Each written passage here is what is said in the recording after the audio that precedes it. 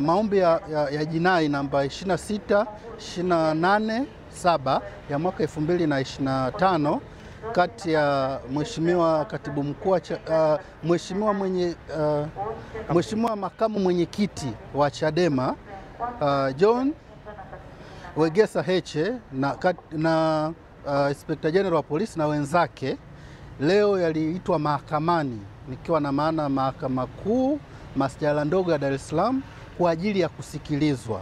Sasa kama ambavyo tulitaarifu umma tarehe iliyopita kwamba upande wa wajibu maombi waliomba kuleta majibu yao, nikiwa na maana kiapo kinzani kujibu yale maombi ya mleta maombi, na ni kweli wameleta majibu na yalikuwa yametakiwa kuletwa sio zaidi ya jana tarehe 9 mwezi wa 11 2025, na walifanya hivyo, na sisi leo waliweza kutupatia nakala.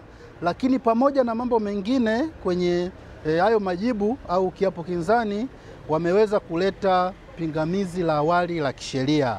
Kwa hiyo baada ya kuwa tumepata hizo nakala ya majibu pamoja na pingamizi la awali la kisheria, kama mlivyoona tulivyoingia kwa Mheshimiwa Jaji, tulieleza hayo kwamba tumepokea majibu kama nusu saa iliyopita.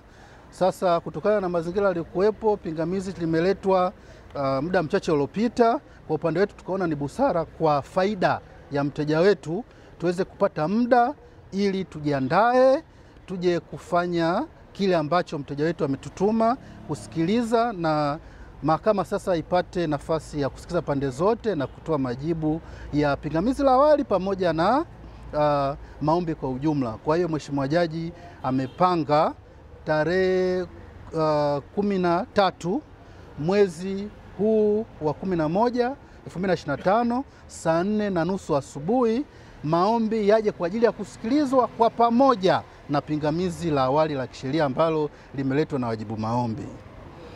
Kwa hiyo kwa kifupi ni hayo tu. Jina la kwangu mimi naitwa Wakili Selemani Matauka, lakini kwa pamoja nipo na mawakili wenzangu ni Mr.